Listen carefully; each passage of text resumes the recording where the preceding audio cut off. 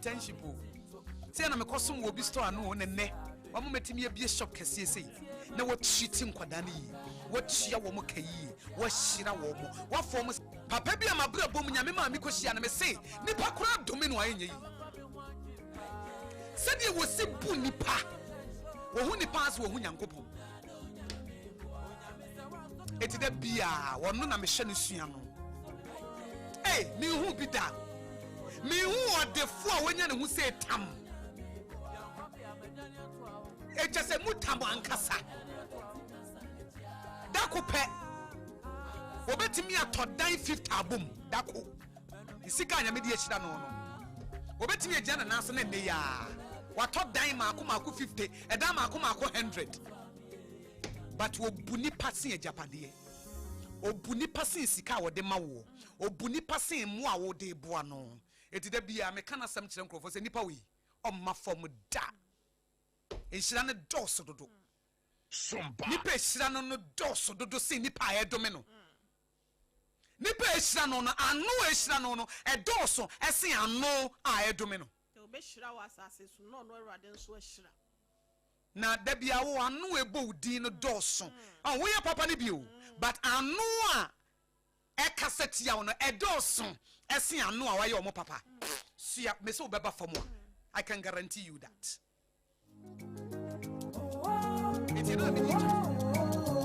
Ankama yesemu pay sukuyi ma ufoni mikobi nansu koda boni semti manyire mi wensu de oyi medi kwan so mayedi kan be de achire ma ponyi na ye jami ti mamu foma di suyi ni agro mamu foma di suyi ni agro kra aka emrebeti nasanejia aka sanfu so mi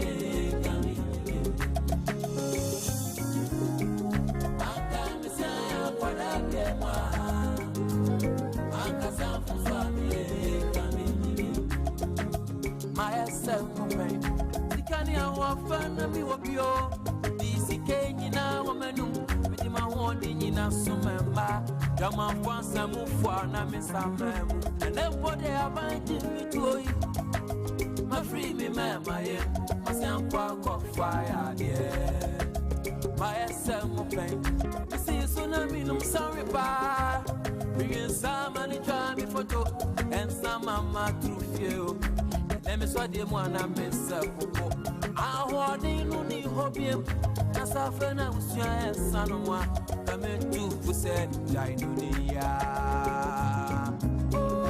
aka emrebeti nyasaneji aka emrebeti nyasaneji aka mi uba aka misaya kwada bema aka sanfu Ghana de shimai manano pemi mamunyina chiba Sompa 106.5 FM Accra. Jumedi e fene Sompa Rhapsody e breno so. Say ye penyansa ye debo brane ye di anamo esisiye.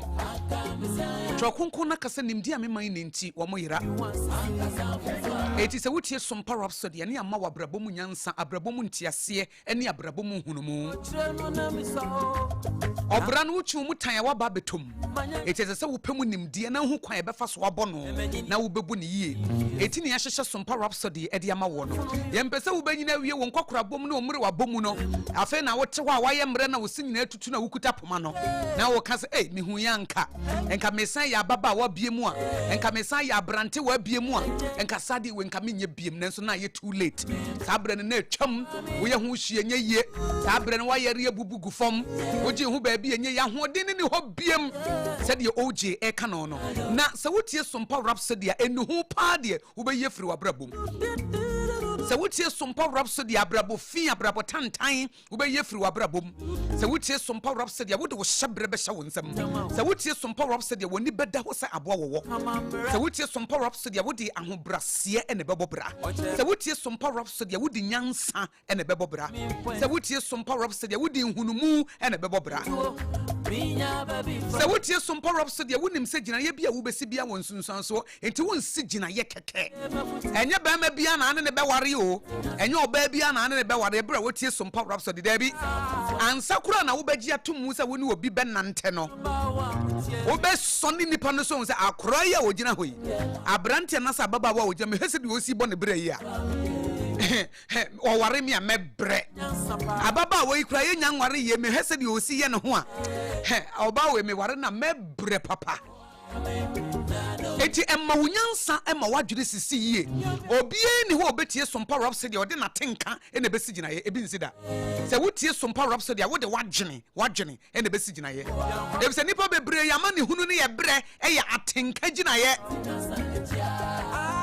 odi na kuma akyi odi na tenka akyi eti da bie no ho nko a wɔhwere sika bebree nkurɔfo sisi ne saa afiri sɛ nipa baako sisi no a wɔntena se nyene musa sɛ ɛdeɛ na mɛyɛ a ɛntɔ so mmienu eti wei sisi no na wei sisi no na wei sisi no na wei sisi no dabi sɛ wotie Sompa Rhapsody a wɔmfa watenka ɛne wakoma nko a na bɛsi gyinaeɛ ɛmmerɛ bi me maame bi a mehyia no ka asɛm bi kyerɛ m ɔse Akosua sɛ wokɔ aware a yɛde yɛti na ɛkɔ ɛnyɛ akoma na mente ase o ebisɛ me maame no wɔyɛ nyansafoɔ paa wɔsɛ Akosua sɛ wokɔ aware a yɛde yɛti na ɛkɔ nyɛ akoma wɔsɛ wakoma deɛ yɛ nyame dea ɛfiri sɛ wode wakoma kɔ a ɛnam sɛ nipa no yɛ nipa nti na nipa etimi sesa na dwene anytime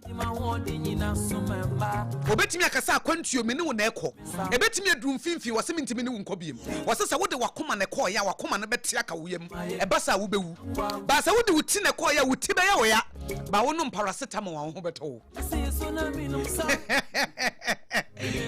me ma me comfortable tema de kan sa asɛm yi elder Kwasi Pon ne wife no elder Kwasi Pon mo amwo kwa ada so no metina wo mo nkyɛn kakra bra me wo university ɛwɔ Kumase metina me ne wo mo ne kwa asɔre o Church of Pentecost ɛwɔ kwa ada so na da bia ye ba me pempanifo asɛmpa me pɛ mo na asetena etia futu wawari ache over 40 years etimeni ni di nkomo no ɔsɛ Akosua wo kɔ aware a ɛmfa wakoma de ye nyame dia ba fa wuti ɛkɔ evise nipa de wo ntimi control nipa nso betimi asesa na dwene anytime ebi enne na niema ye from ebi na 2 years to come na wadwuma abɔ ebi asabere obeka sesa ho kyerɛ de mintimi ebi yare bi betimi abɔ betimi akasa saa yare we di oba mintimi ntira na ho biem efise wo ye nipa onye Nyankopɔn eti kura na Nyankopɔn ka sa no men ka de odi ne ho tu nipa so eti se saa bre na bi na wo ye oba no yare abɔ na fe na wo hye se nka wo kunu betena wo ho a afe no aka kyerɛ wo se da bi na se yare ye matena ho a wani ya mabre eti aware ye no mafa me kwan wo se wo de wakoma ne kɔ ya wakoma bete Nemo se wode wuti na se wode wadwene ne kɔ ya wuti bɛyɛ wo ya wuti ye wo ya na wo no mpara wo ho bɛtɔ but akoma no eni aduro sa futuo ne da mitiri mu saa etimi ye bibia me de madwene kɔ enya atenka nko a se matenka kora komu a mema adwene na yɛ adwuma se matenka kora komu a mema adwene no ebe yɛ adwuma eti se wotie Sompa Rhapsody a watenka ne bɛkɔ but wadwene ne bɛyɛ adwuma eti me mo akɔ abama dwumadi a wonfa watenka nko na nante na wode wadwene yɛ adwuma yɛ fa ne Sompa Rhapsody no me de abrɛ wo ɛna no pɛyi na mami fancy na ma just hot kenke dokono ye 3 Ghana so the sepe a ye didi dwuma it is a wo ye event bi na sa wo pɛ dokono dudu watu a ye just bread and pastries sa wo ye wedding wo ye event bi pɛ sɛ wo ye kenke party wo dwuma mu a dokono no ye 3 Ghana so the sepe wo mutimi package ne ma wo sɛ de wusi pɛ no na no a yanka se ye betmize no wo ye wedding wo ye kenke party wo ho ono ne kenke ne na sadi wom ene wo de shito any green pepper ene wo de wo no ne ya package no eti ewie wedding no wo de ahye obi ansam dokono no so na etutu ene wo dokono no so e kama ye de yellow corn no na aye wo de serve wo e kama na ne ka so te kronto no ne wedding no wa moka betimize wa moka oye ne simple kra wo frɛ Joseph King momra me dokru 200 mom package mame wie no de sade hihye mu enti sa wonso wo pɛ bi saa ana sa woton dokno wo mpɛ sɛ wo bɛte penten kwa akodwom afi na wokɔto aburo na de akoni kadika wa bɛta wo mama obi ehu sa wo de kenkere ya wo wede no eti wa moka akabie ni akire akabie ni ho ye call the wedding na ye kenke party and o de jollof fia bi tato your Joe's bread and pastries na no so odomankoma chiame odomankoma kitchen odomankoma crepes enra he me crepes ni bi pa bra me drive wa kofie no ono so na no odi the birthday ono si ye kenke party e wo newsroom Sompa Accra ahead de ye fe no tamfo nsa begene enti se wotie Sompa Rhapsody na pese wo frɛ Just Hot King ka obetimi afrɛ wo 025 60688832 025 60688832 025 60688832 Joe's Bakery ewo do make commercial bank echi ho make your kenke experience easier, healthier and more profitable with Just Hot Kenke. Sounds na 21st clinic o me sciatica originator, sciatica pace setter, sciatica commandant, sciatica researcher, wo so ebo mechidom. Every we see chifa wo to asia wo srem ho nyina. Ebesi wo na se ho ka wo dua. Sa yare ne ye friend sciatica. Womo ye expert na ye from 21st clinic. Womo tantra here run about here ya. Etu ma mi bi na wontimi ntina se no wontimi na na chi no. Wo so wonam waduru anadwo na bibi ka wo no. Na ma wona nyina loko. Fra 21st clinic for e wo 0540311311. 0540311311. Into 21st clinic still. Womo ye sciatica expert. Sa Sompa 106.5 FM Accra pese woni edi djuma. Wo pay your rate card. Wo pese wo buy announcement pese wo ye interview pese wo preach wo ha. Your client service line edi adjuma ne 053 188 6216. 053 188 6216. Etiefo ne elder asan atena se ye ne elder betwetwe enkomo na ye chance na wo twetwe mu no. Na enkomo ye botaye ne se wo de ahyeyi benante. Wo benya abrabo mu nyansa. Na aboa ya ma wo mu so wo wo ho no ya kai wo mu. Ye hu ne ye be yetimi aboa no. Ebi said you ogina ho no wono na naten ne eye atentro do. Elder brebi e twemu na brabo mu okopie prison. Okoda prison brebi na brabo mu. Eba no sen wetimi apie. Ebo ne bra ne ho atie. Na wo sum ne nyame na oye nyame adwuma yi. Eti ede ni da so bi bre wa no pai. Na won so hu se eni da so wo ho. Sanya me kro no a wo ye ma elder no nso obetimi aya ma wo. De hia na sa wo de akoma pa ne adwen papa ebedi na chi na wo de behwehwe no. Eti ne prison life pa ye bawura ho ankasa. The first time na okopie ho no send the call ye. E ho life no te say prison life no te say. Omo sori anopa de na omo ye. Awia omo ye dey anumire omo ye dey. Edu anadwo nso omo ye dey. E de incidents ne sisi e wo prison ho. E de enkomo no omo die. Ebi musu a efade ye ho. Edi enti na binti bi free prison o masa amba biem. Ena wo so what the prison pen na se wo pia. Eno kire se wa say ana so obrabo ba wie ana. Se elder an say ene wo so unsay da. Edi ne da so bi bre wo Sompa 106.5 FM Accra. Yes Sompa Rhapsody. Edi bre ne konti me ko studio bi na makoma Elder Kwaba Eda, memo akwaba o. Omi. Yeah. Na bibi aboko de. Pacho, trade ampo da Roma. Divine selection ni bi akan. Yeda se enenso wasa beka yenza. Nyame nhira opi o. Nyame nhira wonso.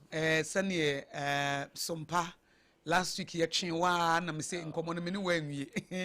Etie na me pese ye bowra prison. Na mpa Jerry catch me se be 7:30 kra na odura me se oh nyame nhyira wo pa Amen, mama. yani so bebre se ye to nsa frɛ wo waba na abusuafo no obi a wo yɛ adwuma mbɔkɔ Asonya akopando. yɛde nyame ase elder medical shase afia na afei yɛde ababa besie na wo kan but sɛ de bɛyɛ ɔmo a ebi a ne first time na wotie sa nkɔmɔ no a wobɛtumi atie bie no ɛdeɛ ne si ya ɛde copy prison They see a demi copy hono. Na me ye gold adwuma. okay Na me to gold eton. Na me nyamoto accident. okay Sa abre na me de scam de ye adwuma no. Me de do na ye sponsorship. okay Ti me da form che. Me sorry. that's okay so we sponsorship and now the man crofo mo de adwuma na so mo de gold na bro gold na ba. okay Anti me da form che me sorry na omo ama sponsor omo no. Edi me sika no adwane. omo a do sika ma omo se omo ntu gold no omo fa bi mre wo no omo de sika na nyina adwane Anti na me wo sika kakra wo. But na sika na wona enye sika wo se me nya to wo no. Ati san na me ye drugs inti no. okay Inti me nya sika no ento ho yi. yeah na say even though na wo sika kakra wo ho de but na am say na wo ye drugs inti na wo use sika no na ekɔ drugs mu se bi anye coca na ye heroin se ne heroin na ye weed inti sika na cry da ho no nya de obetimi de ayo because enu boni ne be fa nyina okay inti me gi loan sika kakra na me eda bank me de no gi loan okay na guy be a friend no obi o takwa ono no bom me bo 27,000 okay the 27,000 no me to good na ma command good na odi ate sa na ka 8,400 okay the 8,400 no frame so here sika no na so o ma me mre kakra me nam street na police so e be fa me necessary 8,400 no na naka obo 27,000 and o ka say ne ho achi no ohia na so o ma obre kakra ti wo ha ho ase police fu animu ni ti na ono so di obi kara nipa no so da no nti no pese wo de na ma wo copy ye enti asam ne court nyesa asam ne court enti e police station and I me bra pay be ma me bail enti o ma me bail no say every week me report it.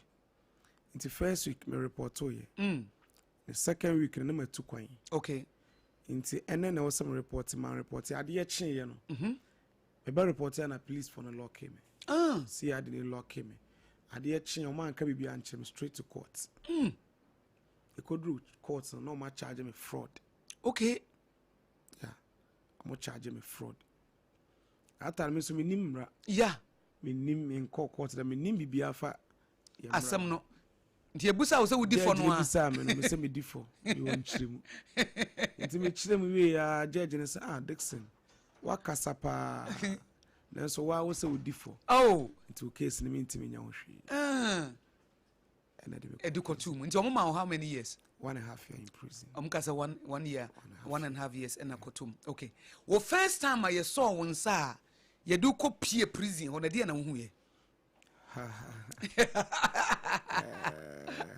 first time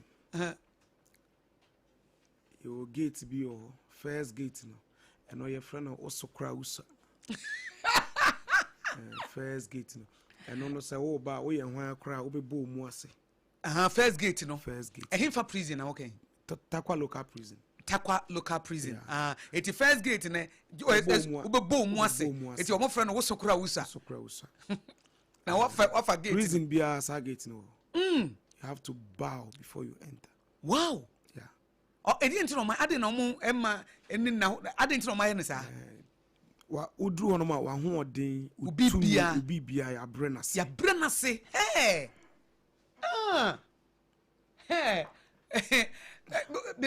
Mr. Elder ka hoyi wo see first gate no your friend osokura usa yeah na udru ade se obu mu ase ansa na wawuram it prison bia sa first gate sa gate ni wo ho we bo mu ase ansa na wawuram even the prison officers crown omo ba e ho no mo fa this omo ye mpenifo no okay mpenifo na e ba omo no ye bie gate ni mo okay but wo ye prisoner no any prison officers na wo bow you have to bow na wo de awuram rasa gate nso mo pa chere say oduru ho a utumi wa ho odin bibia brase to ye hwan o she prison service no ase to my gate ne sa no ti gate ne cry a message yeah unti wo ye hwan se wo sika se wo ye hwan so long as you do do prison ne dey killer we ye hwan we ye killer we ye president we ye osofo we ye hwan ubobom at the moment I be bo mu ase no abo mu ase ama prison service no na dey wura prison ho yes they say prison service no and wo su tumi wo tumi nyina e nonsense military man obebo mu ase hey police officer obebo mu ase minister obebo mu ase MP obebo mu ase say obo mu but say bia prison officer penifo na omo dey see bia gate no because mo ye penifo na omo ba omo no mo control prison service no nto omo no mo control ye hey utumi nyina ba be show mo utumi nyina ba be show mo de omo pen na obeye yeah as they say won ne ho biem there be the prison officers ne penifo no pen na obeye ubo mu ase a wo fa wo sokora wo sa gate ni mu no a wura mu e de na wo di kan hu ye yeah me wura mu no e ho no duru ho no ma e be discharge o oniema e bia ukra sika bi ukra bibia ho e beji hu bibia wo be ro watade yeah there be watade there won ro ba e beji hu e be search okay search bibia wo hu bia you have to discharge now face straight the other gates near friend me yema shime the other gate na be wura but first one na ye wo sokora wusa wo be bow yeah wo bow to prison service but the next one your friend no me yema shime adentina your friend no me yema shime the entire friend me yema shime no say o wa bontina wo hu no say prison e bia nipa 5 10 50 bina egu ho but at the moment be BSA gate no you see crowd hey nipa gu ho enti takwa local takwa omo ye prison no prison service no omo ye say emfa nipa be 150 but it me for 280 to 320 people hey eti enya bie gate ni sa gate ni first otumu say nipa nie omo gum ndi na friend me ye ma sheme e ho no obitimi esai no mame nko no straight obitimi ne hey ye bie gate no otimi ne gu no obi junso no ho hey obi o wa etimi fa ne tirimu na dwene mu asa wa bodam enya sa ase obodam tese wa bodam yeah ye bie gate no ma no a me ye ma sheme gate no yeah obitimi gu no egu nsuo obitimi jana na egu no ho obi so timi bodam instantly obi a otimi controls we no aso meko toilet hey straight to washroom yes obese no ebinum the instant omo sel o jana na nyina egu no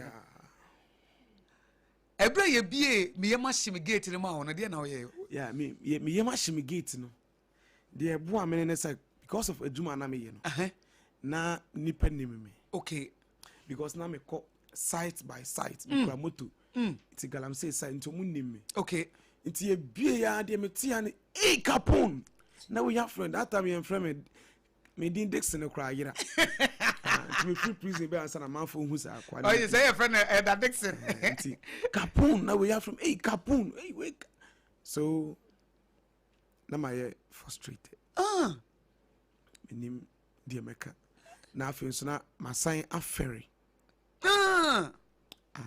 na sa wa ferry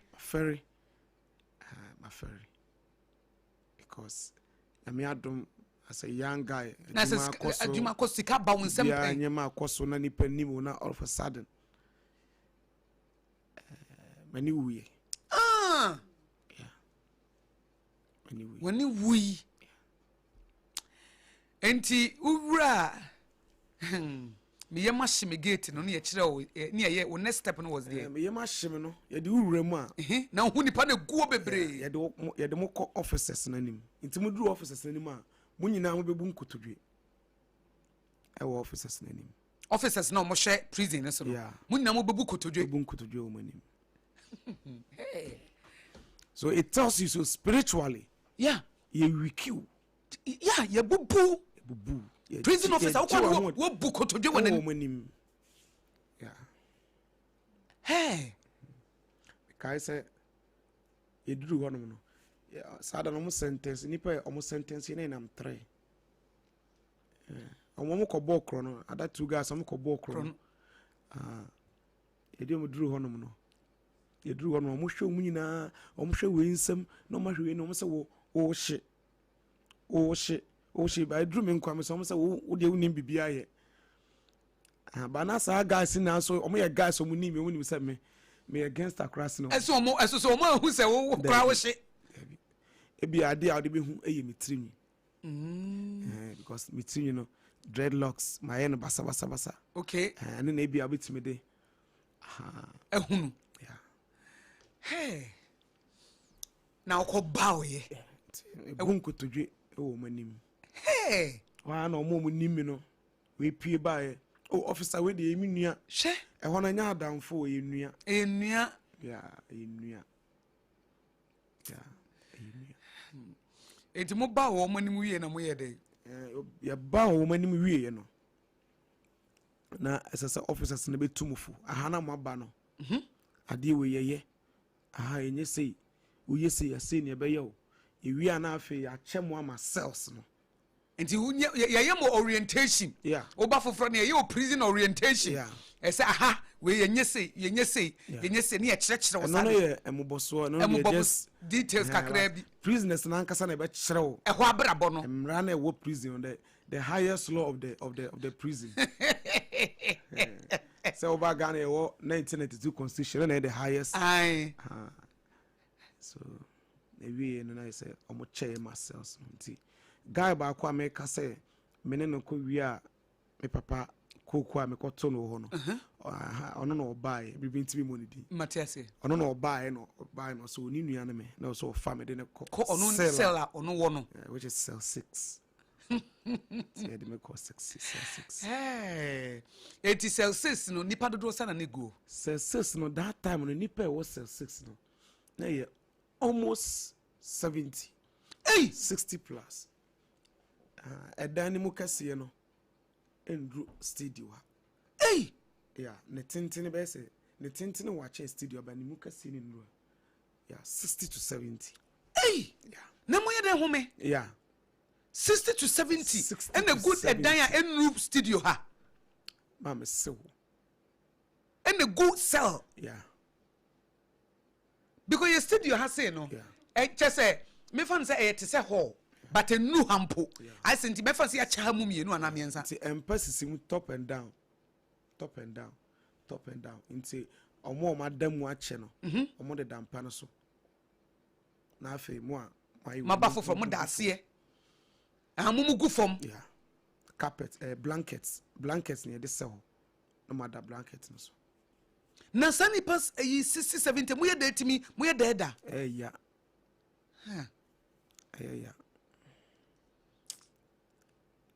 I would advise the churches and sorry no muncho many prisoners no they are going through hell binimo bread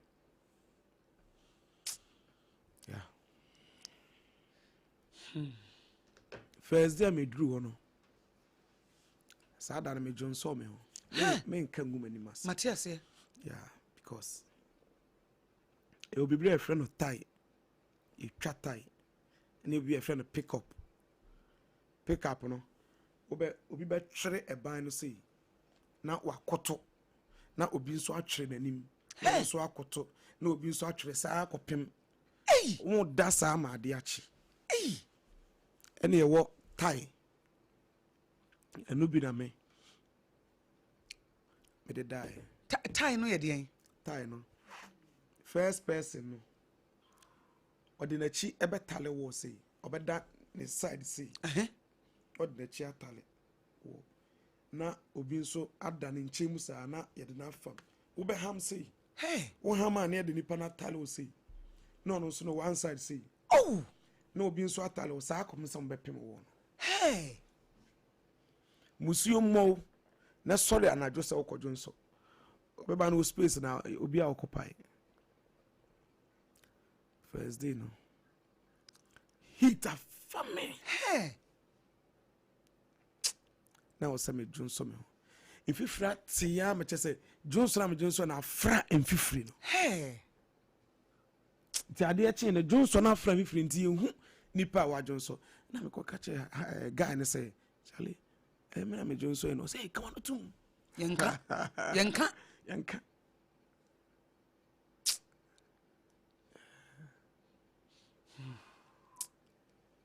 Say oh freedom now na mabontia Nyame ahyira wo.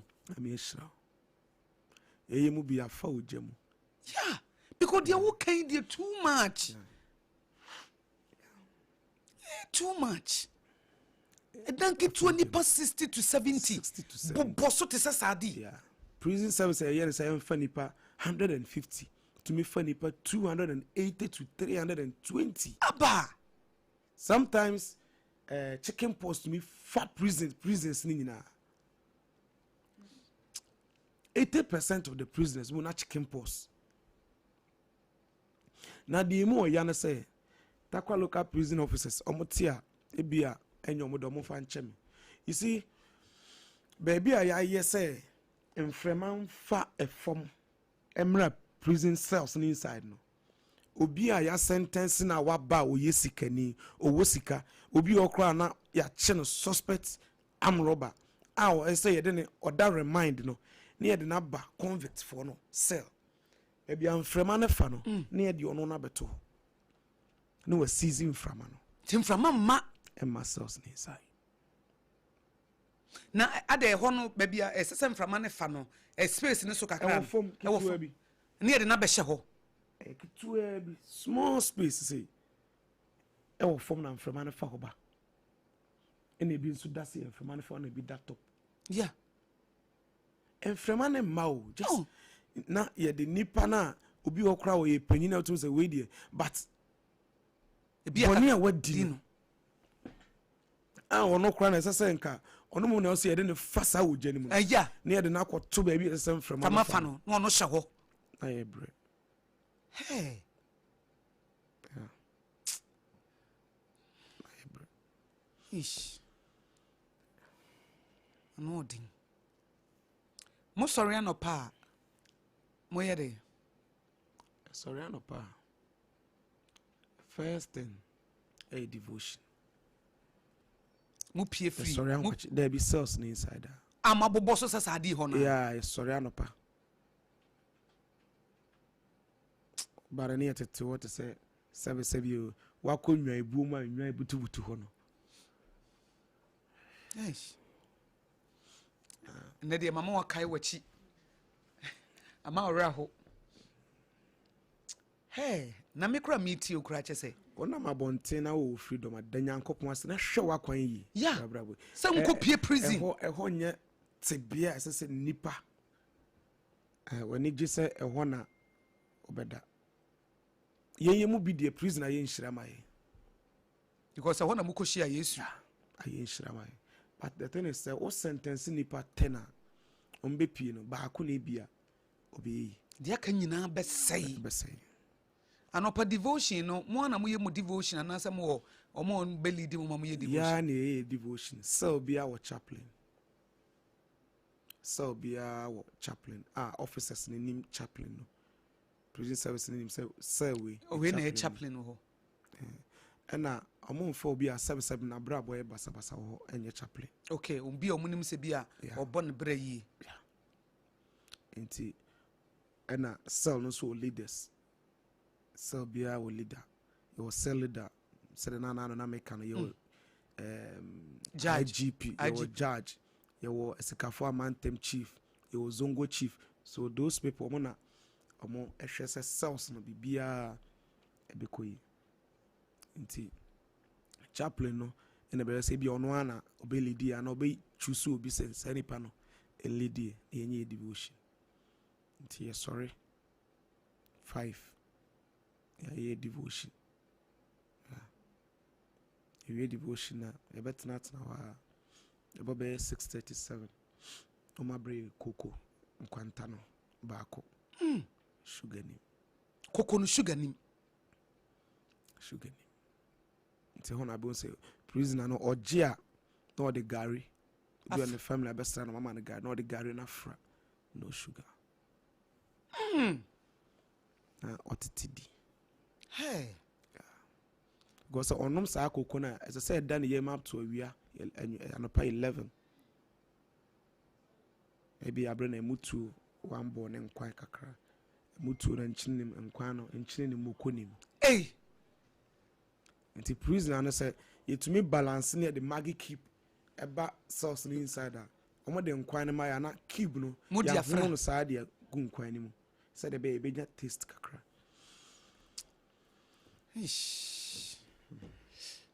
Eda we de kafra ne de mama wakowachi kafra. Hey, mudidi how many times a day? Edidi 3 times a day. Nti anopa no koko esichire nim Koko baby.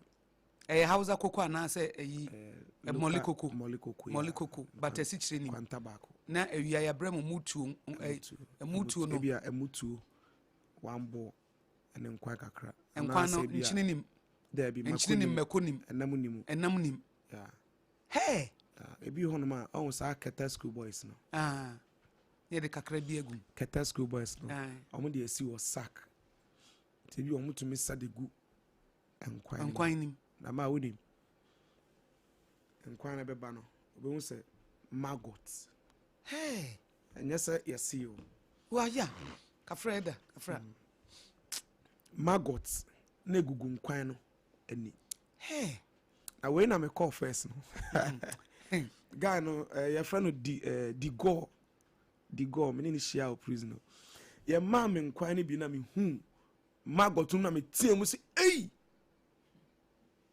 we yeah boy no ye ex convict wakwaba kwa we pa wadwene nya adwuma e no je nkwan no boaboa maggot no say no body kire me hey so wow maggot we chese bi enam na pro no boy a friend di go ofri seshi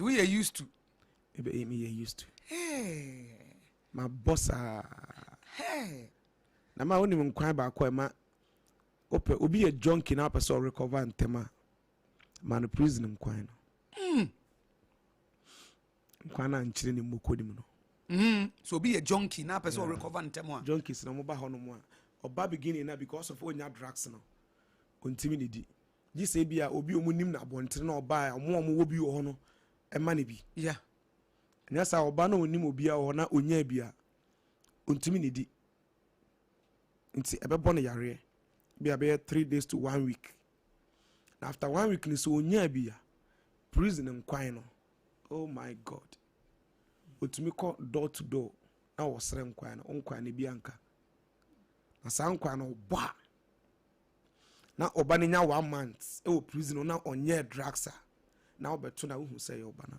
osesa ba intasem ne say chire no yare hey yare hey me see me boy re prison ba me ensem na me tete no ano odin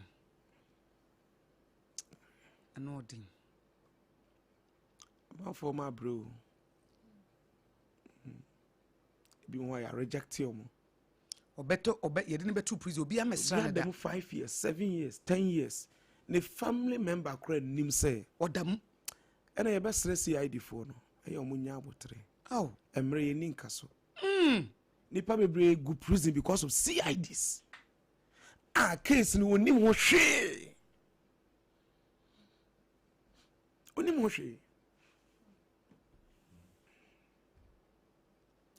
ho hwe enyo no onim ho hwe ene atam no de na beto CID no pe promotion nti na say so ma false allegation oh we ask ne be jide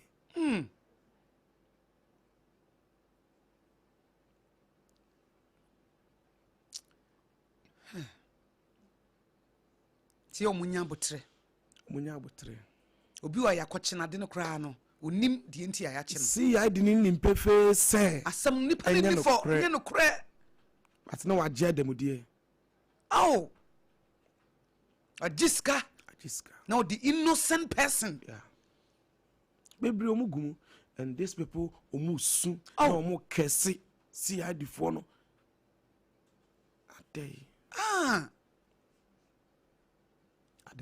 because when him say ne hands ye clean nipa bebre to osu no kese no because when him so obi na atue sika na de onu ofa ne ho adi nipa bebre na say obeji atum say nipa bebre the prisoner I say Joseph no oma anye bone mama ye am Robin mama ye Robin killers na kasa no go abontin serial killers na go abontin they are not in prison ebinum wo ho but dodo na go abontin wo chi omo a mena one man bi shia o se na yere police chief officer ne 12 times in prison and I'm koto no hey ya me shira na osika mu o sentence na de o ye ne se o snatch cars e hono ye o de bi hono ma obi aka no story night story night obi fa ne boninsi waka de e boni a wo ye ne sumase ne boni o ye ne sumase obi edu prison obi fa ne boninsi bi until a lot of stories obete almost snatch cars until posh cars to was snatch car na ne yere nim say adwuma o ye no eso ne yere ni police officer snatch car na watching now sentence na e be a 5 years we try 1 year 1.5 2 years na ya file appeal na ya man a lawyer onimumra na ya jano those people who share more they are okay because oba ho a onim say nche obesan ko and we scan so oscar ba wo woni obi a obi e come di obi no akotu obi banchi obi ko twa obi aburu awokodi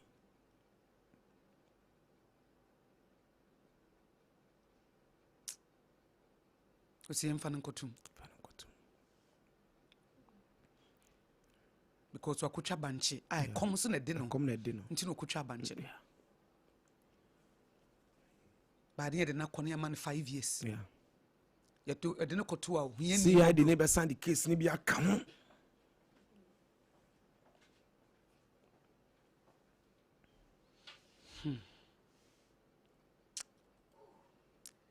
a train no would that prison for how many months idem 1.5 year me try which sentence ni na me nya 4 to 5 months no ana na me ma me nim say me bra pain na pastor Samuel Kwakujisi or takwa bogoso na me ma me nim say me bra no be file appeal wanye ti me nya 4 to 5 months ana me ma me ba prison hono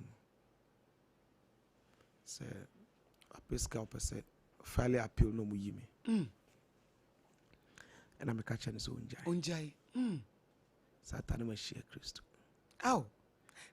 na drugs ni na free me body mu ntina Christo mu ani je ne kura sombo mame and maami ni suni su se da bi mame ko ya appeal man o ma ne ba na me se da bi ma ja me na me serve me sentence so me pay that time na bia ka bia betimi akọ back but me try sentence 1.5 year na reform me e kwan ben na mo hono ba bia mu gu nsuo ne ba bia mu jam nan na tesen intas asana mama akoboso me call takwa local prison na omo tete sa tete water closet na mu tententen me call for nti na say the whole prison na nipa be ata na almost 300 na say mako 3 or 4 nipa 300 na be ayi land obi say lantern no 3 na 3 nti say komua na ma na so obi di bone a ordinance nsa no de ko flash toilet no or the water toilet ni no de nsu gum woni say Now the way better and the man kwa na saying. Yeah, all what toilet no. No din suo. Yeah. Nipa na prisoner ba kona ya fa na or yes edmo no share gloves. Okay. This one ye like na bi as a prison as a guy no. Oni ho a. Or honum na so no kra wo issue a gloves no fa ma. O de won sabe wo. Ai. Na wo budin suo guso. Kwapem se be kofom. Eno your punishment. Arab ni say auzu billahi minash shaitani rajim. Otumfo nyankopon onji emfiri otamfa abonsam hyehyem. Obewo na nipa na wa wi no wa flash wi no obedware ode deto obedware obeye day ura sel ho a ho bon toilet ne bon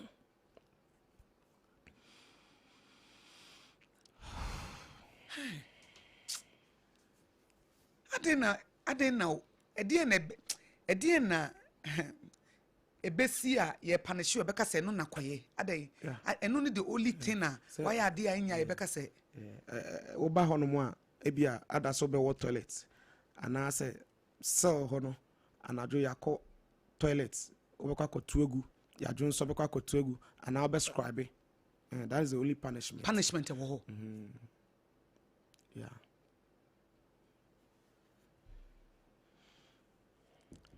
It is a case of punishment in a connected war, Sabia noa. Udon Sabe war, Udon Sabe war. Hey, Uniano, Unisi. What boom was my prison service? My watch obasa.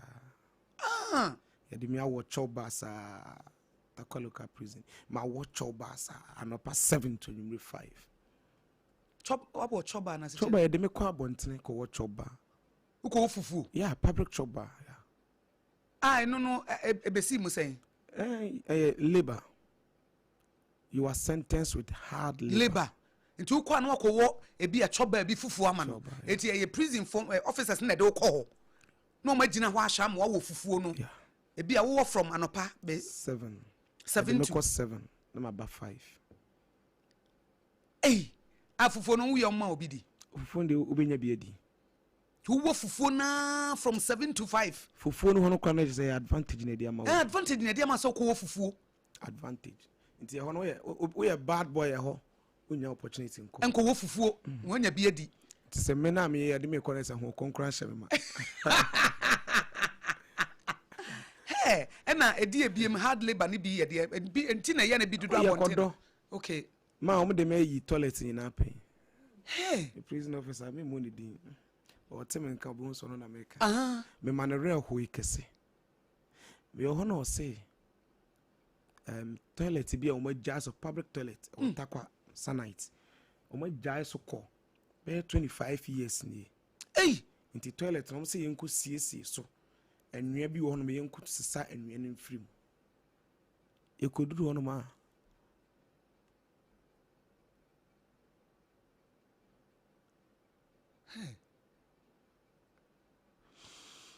and I'm my 2 amena. Be toilets. Toilets na ye just see about 25 years. And you no cressa. And you no cressa oboa. Be toilets. 2 amena. Na ye toilets na ye the bucket yes sa. Hey. Yes sa. Ni be hwegu. Na ma utumi hwe na age trna bogu anim. Hard labor no. Asema me kan be kura Bible me ntwa. Minim se na se free ho na eba. Me ntwa ntro. Hard labor no ebi no. Yeah. Just a hard labor no mo na choose. Yeah. There wo ni pa no wa adwuma no abehu prison service me wa adwuma bi sei. Ti mo mfa nkrofo mra no meye mame. Meye mai. Nti ebi ne sa de wo boss yi.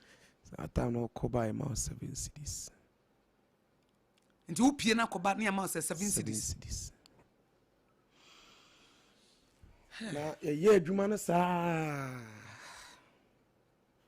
Na mo de aduane bre. Say aduane na mini. Let me catch officer and say, say me money din ba bia na akwa haje. Enya show them money.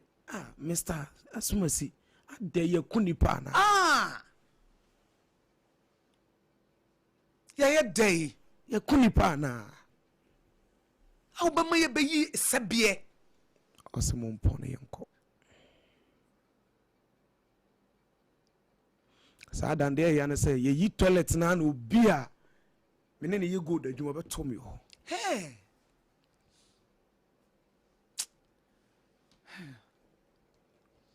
emu ya wo ma emu ya wo nkomo na me ni wudi na no pa mi kra metia no o ya adwuma bi adwuma no bo ho ban ti madwuma mu me fi madwuma asem ni akro yeah because the to me mre bi atwa mu no yeah me ma kwa me bi onto ento enye baby esese nipa ko especially Ghana prison Debbie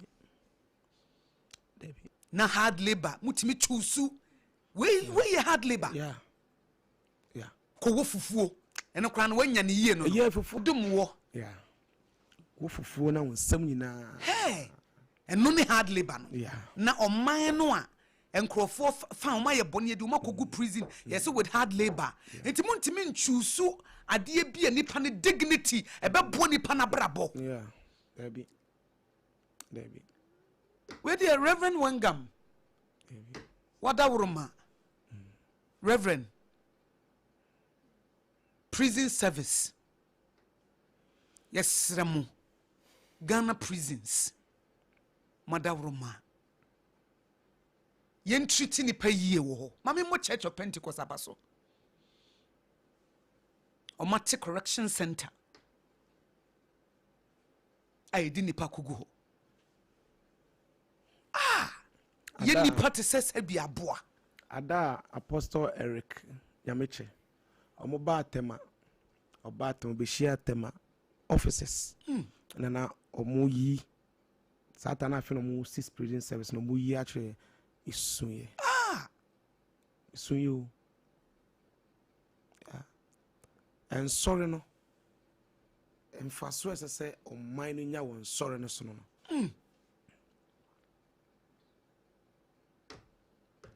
ni pabu sorry bi hono mo ache say asofo no mo twi cars akese but prison on I don't know prisoners ne bre omo ye nipa to say you we don't have to reject them enti enye nwanwa say nipa no ofiri ho ba wan hwa wonye nipa bi you don't have to blame them ma yeah eni kwa say blame you because ye de ye ko say omo ko reform ye so ye ko fa pain mu inti e was ten ade no esaya de no kra ade say ye correction center yeah yenko transform wo mo no na ye sande wo mafane baby omo beda baby omo beje omo nan baby omo begu nsu aduane omo bedie hard labor baby ade omo bekọ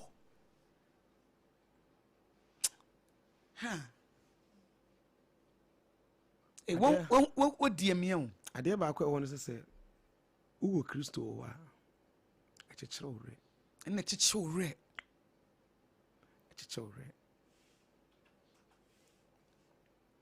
nti obi a woni Kristo no tumi dwene ana ate afa so nti obi tumi pie free prison ba na aye afa na dwene mu bebre wabodam bebre e form adwene mu bebre ko hoba e form adwene mu bodam na brabo no I say because of niema wako niema odi na ni ehu entreating ni pasa debi entreating ni pasa debi why you bonne cry entreating ni pasa very bad in prison service no very bad niema nkoyo because I will share a beer nipa 60s 70 ne gusel ketwa buboso ma in free officers na e wo prison cell ho no o mine no e free in penny for no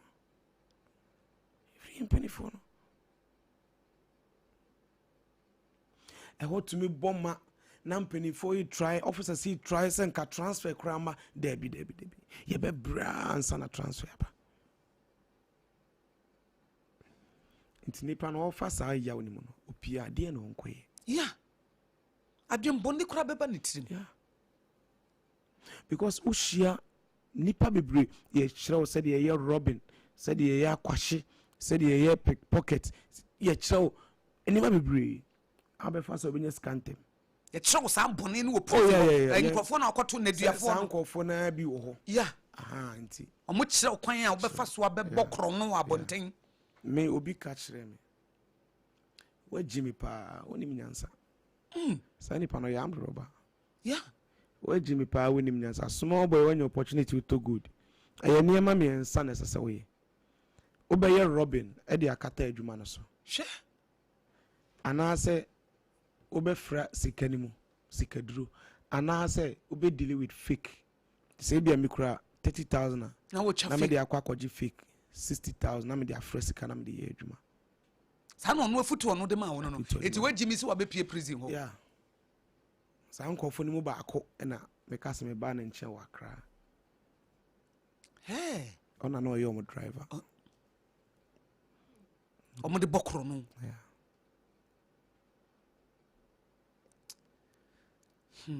Yate se enuboni ya etre bi kra nipa no eno nanam so ma okoto bi ayesu ya che no weed marijuana cocaine bibi ene ade esu yesi prison ho no a yeton bi wo ho ka ho asam kakra che ama omoton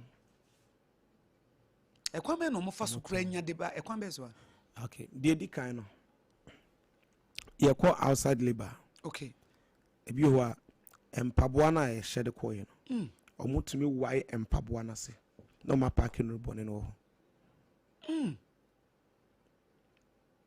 ebi ho nso a omo de hye omoton hey o de hye ne to be insect ade won to ba no akwachim no oyi oton me nim ye na ye nim na prisoner G we free prison officer ensem boy ne friend Tamale you transfer no hard you know prison it's almost transferring from Tamale to Takwa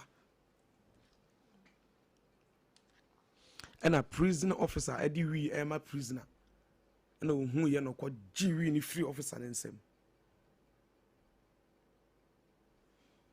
yeah omunya ska wo hin no mutimi de to I won't say obi ho a adwuma wo ye wa abonten dada na oba ho nso a onya visitors a ombesra muska nti say sika no na ya de delay and I say wa abonten a price e ton no ye de ba inside at times 3 nyebo no yeah so they make money from it nya sika free ho yeah minim said the last time na wo kase won krofo bebre egu prisoner omo da ho obi amesra wo mo da bebre kwa ka ho asam che omo aya na omo life te say obi abusuani bi ansi ho da like ansa na mi yu amaba wo free prisoner said obesi aba obran aya na te say omo de ne te sa no obi ho kra obi ho a busuani ni nim busuafo ni nim say omo de hye no eda ho adwene ne say prison there wasai na so ode na de na konti enjai no which is bad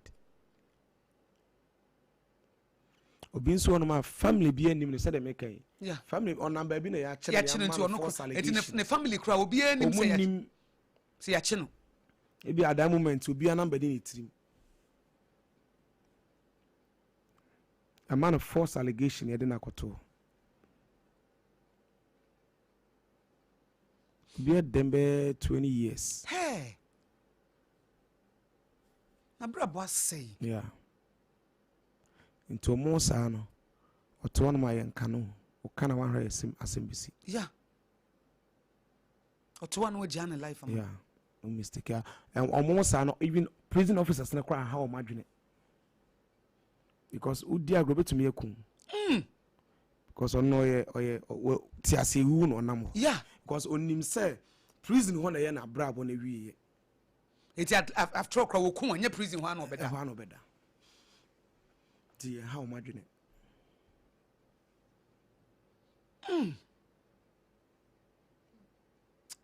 mo ye watifo mo ya atene nyina mu no say rade kan ho a oboa wo ekwa me na wo fa so a because uwura na wo ye kremuni ekwan be na wo fa so ma obey Kristo ni wo prison ho waka dada but me pese na me say ye wo inside prison ho ntino ansa na me yu amaba outside no ekwan be na fa so a ma obey Kristo because now we are Muslim wo enter prison ho no na wo ye kremuni but wo pie by no obey Kristo ni e ba no say Nti me drew hono. Edimi your sentence me Thursday. Friday ne edemi koy. So Saturday and a Pentecost of Kenya Nkopon asem. E wo prison hono. Nti yenre asore ne so mfa so. E fa so ya, ombeka nyame asem ho. Ombeka nyame asem. Sometimes on be donation. Ombecha made. Nti nipa no be ma nyame asem no yoba. After nyame asem no na me fa Christo. That was it. Sankrofo ba prison minim sankrofo bi wo kra ne birthday o pese oni prisoners bedi krofo be che niema eniema na omo be che na ya na ye de mamo ya omo di bi maye ba nye nyina dabi corruption e o ba bi a tinkrofo be cha de se prisoners nye nyina na omo di bi maye sometimes omo de niema na about me say niema na ba niema na doso ba e be wi ne be ma obi a brush any pay student paper one no ne am obi a shaving stick bi mabio ya kana de ekọ ehu bio eya na yetete nsem bi se prison so obi wo ska ana se na chiye na oba ono nya preferential treatment na so no o meda sadifu ni mu se de me fere mu positive no krenti bi na me ka say ba bi amframa fa no efa no ye de na be hye ho yeah obi a ya che no suspect and robber okura 3 counts ed na beto baby am from my fan na obi a okofa obi sika 100 cedis 200 cedis ya sentence no break na nipa okura 3 counts 16 billion 11 billion 28 billion no ya na beto from mu ya de na ko tompa so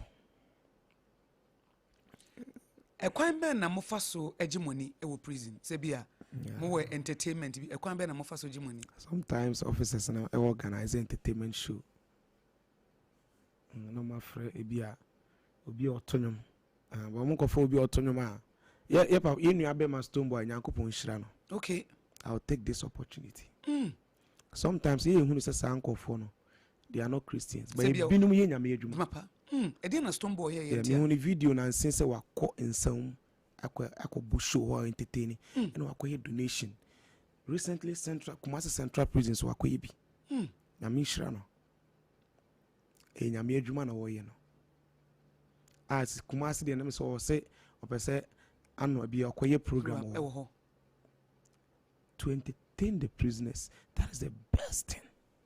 Because who won when nya obi asa star bia ma ho am perform kra ankyere mu Debi iti mo de na mo de entertain mo ho se bia you know sometimes officers need to me ebia edu Christmas okay bia 25th no no ma frɛ omo aya omo rap street ne ade bi no mo de omo ba entertain na bia prisoners no so bon nim nyom to no mo so ato na Bible quiz okay try to me ye bia Bible quiz until the young prisoners say the entertain you my story night no okay so bia be kan bonne bonne a waye no ho na mo de entertain mo ho until ho na obi hu say wo kura no see su no wonye bonne da de obi be kan no mama ye nye bonne until say wo hu say obi wa fomu a men condemn no David one boy bi o kan asem I can't share my secrets. Because now me a chaplain. Okay. Now I say, so me yam she me say the different case. Bebre me wa. Omo koye robbery. Omo nam nipa 3. Omo koye no omo di etu nipa na ye sofo. E no omo di etu si sofo no so. E no omo 3 na ne sofo na yere da o sofo na nim. Hey. Sata me a sentence na 12 years. Unto mo di tu ni si sofo no so no. Na nipa 3 no ene sofo na yere no e dae. E won nanim. But o man ko mo. The man ko mo. Omo free on the next deal omo koye no. Ene tu ka ba ko no wuye. Another deal omo san koye no no. Ya chi na ya sentence na 12 years. No so. If you listen, another case be bring me. Ampa your honor another case. Into ultra 12 years no sign court. Na no your case be. Never soften the irene. Any different one. Different one. Nah, for snatch car. Hey, Crawford Dibone. I want to know more to me, or be to me chilling my man on any mammy other. Hey, hey.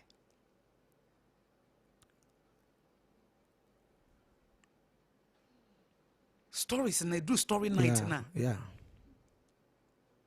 Omomo ko Benin ko jindro sikadro. Omomo de munu yanu twaso. Modi omunu yanu twaso. Yeah. Okoji sikadro Benin no de ninu ya twaso. Yeah. O ka kyeremo. Yeah. Hey.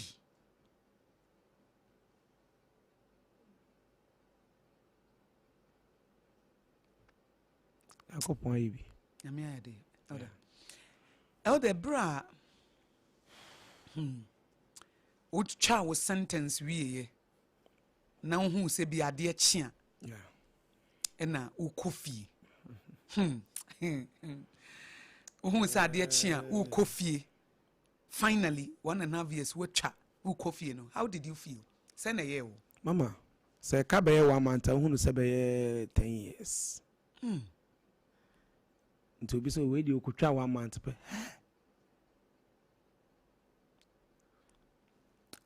Aka be 1 day no. Ade be chene me pe na aye me set 1 month. Yeah. Aye tin.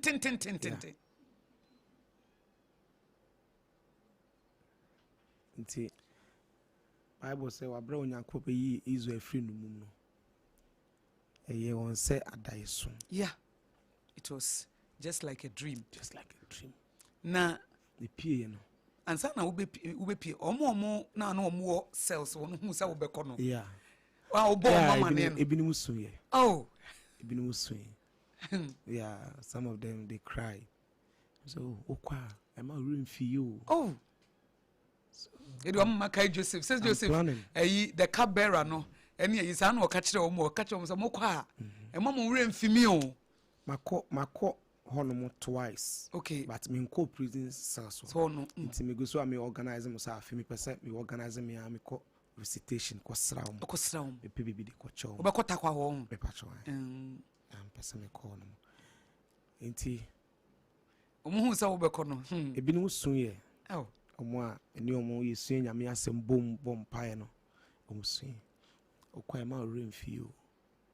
Ma rain feel. Oni mbra ye na ye bro. Oh. And that's something say me pee no. Na ina form. Me bewura ebra upie ye no. Na ampa akoda ho 1.5 years. A chance wakoda ho 20 years. Upie. Edi ene ebra upie ye no. Hardly baba we di onim se wapie. Onsa nko back no. A upie no. Edi na wo ye wabrabo. Me pee ye no. Ade sign no. Ayem to say the mewura different realm. Oh, we are for Because na me hu esum ache. Me hu wiem sa ade sign ache. Sa night no da he. Sa night no me manda mane banajo be 2 o'clock. Me pee me call me brass off in nche watako. I was sitting outside. Na we show him. Na me hwe wiem. Na me dwendwene enema me di mani akohu no. Hey.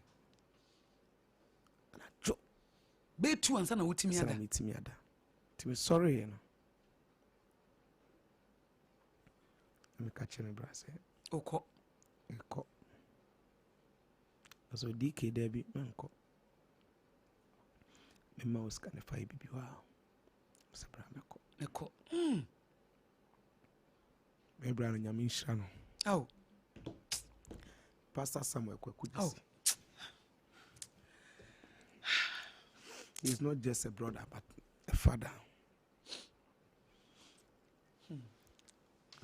Obom pae mami, peace kakakra mami. Ujame kwen.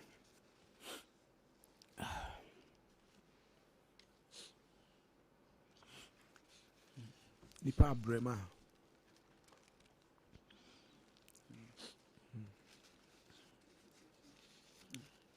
na omo mu nim me maybe says I didn't know one time brand in China. Mana me ferry say omo mu nim me no omo hu me omo actions towards me the omo beka mete and I feel so nipa no ye yard master no chief opera no aka 3 days na mapi no frame no obetu kwan frame on office and I say maybe I winya case no pia menko hobio menko hobio ko shabra boase obi foforo yeah so ko shabra boase obi foforo na sa asam no shimiti mo nti oba ufri takwara oba han akra na free na da ga no obi na madamfo no obi na Nigeria na me ne share no e wo prison ho no yeah me kra na number to friend na me dru takwa na me to phone pay phone charge me de chip shimo me friend no so me mbra akra chada me dru akra kwa me friend na me sanka nti me da sek overhead na se overhead na se na me da ya de chain afi ofriend abe fame ekodru ya bonsam jempa abia kuma se bus some station or if I was say railway station ahono second railway station one ahono na o abobbo kiosk bebre ho na ashawfo orente the we rent ashawfo ono ana girlfriend so ya ashawoni and after oye some small restaurant bi na otonto Nigeria for aduane amama metumi to na make kan bible na oba she pant nkwa na obetena me naso na se hade mintimi na opese won ne be ye adwuma ben ene ne tena ho abe 2 weeks na opese won ne ye adwuma ben later na after or introduce me to fraud and robbery ni krono na swedi am say mintimi ntina ono no feed me anopa wi anwumre ti me ka se mintimi nya na wa afa dan na ode ama me kra eye kiosk no bi ntima ni kuma na makwa akodem kakra na ma so because am de ye adwuma yeah dan na kra no I say mama na dan ni mo bi ono nso ma waduane bi yeah nti u free ho no ye de because akra woni mo bia wa me da street ni so a street ni so a railways ni so a unya menya sport bi akonya na matena mu na machia me yeah ade chia na makokanta na makofa ma ne ma skinny ne skirt na me de be gina shawulai ho me kofa ne bia 5 cedis 4 cedis me ba 7 cedis 10 cedis 15 cedis within a short time no matter bana ma na enye easy and me jai me na me hu say ringways na opposite say o moton yogurt yeah me come woni am kokasa e so me discato ase dia o mama obi tina mo ska kakra ata na me koto ase say 300 cedis okay na mo mama bi mama me sha ase say me to yogurt no to yogurt na sa ti ho na me hu say Pentecost asori wo I'm saying you bo we mu na be kan nyame asem sem akire wo nti mama nsanko na me de me hu ko join asori no na youth na wo ho no mama Israel pa me ni o mpaibo mpaibo ne dia ya meduane ayeduane pompa ya sa eti ho no Pentecost ho no do ho kodo na ho na wo da na anana me da yogurt for no mani mu abontene ho no okay nti me ton ya be hu se Pentecost ho no no mo se o metima be da asori dem ho tafi na me da asori dem ho no ko ton yogurt no ba sa na nyame adom madam fu bi ono no Samra boy ho no mo ne maame no say me papa ware maame ne family member okay nti maame ne tonton home news niema e wo tema nti madam fu no be sra me wo circle oba akra no be sra no so ade be ayen kotema na me maame kra so po bi anka one ne be ye adwuma ene ye koyi to home this new stuffing chairs, tables, ne. Sa name no. A week, no mammy 200. Sa na feminya boys be almost cocoa board. A swako no traditional the America. Swako near swaka shoe. And ye juma ketwa. Nam se mekwa Akosua juma. And I remember be a friend of Gladys Ambala and Yamin Shrano. One day me one son of friend Mr. Dixon. Oh him so mommy was sorry as open my bra. Maybe I was my 2 trains Akosua juma. Oh. Na my juma me fast. It's a why master. Why master? Oh unkola. Be unkola. I'm a chiro juma. Oh. A juma na so aba. Me dey be a juma ba kwa ka ho. My rent be and so person me dey another business. Edi na obeka kire obi a wako prison. Wa hwe niam amko hu yi se wan hwe a wo pie ba wonye nipa bi mu.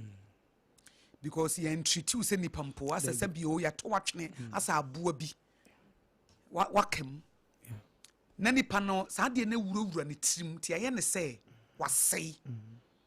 Watete se kontebi. Oni daachi bia. Se obi apia ba no wo sadwen ne woni tirimu a. E de na beka kire no ho se no. E wo mu se ba bia me call ye na nye na ho apro. But any da so ho. Penny says success is the sum of small efforts. Yedie e na muntu kakran keten. Inti so we pie free prisoner. Ene ma papa o prison. Ene ma born in prison. Nyankopon de papa ne born na odi atu ani. Ose hwede ye ne fa. Ka men kuna bi ti me futu a benfa ekwan born na o prison. Officers no money ye kasa o. Anopom ne ye devotional. After ye devotional we ni pia ya sign on be devotional. Yeah. Omo 2 year for. And a foot on the man ye foot to a boy ya brabo. And ya sitting him. Master, so we pay free prison. A man in your wardrobe that say was say. And a man in your wardrobe that say a brabo untimin co any move you. Febri si when so. Febri before si when so. So the BBC when so. Now the Christosum Batawa. Erade be boa wo be hu mo bo wako anim brama be bre wotem abontene so no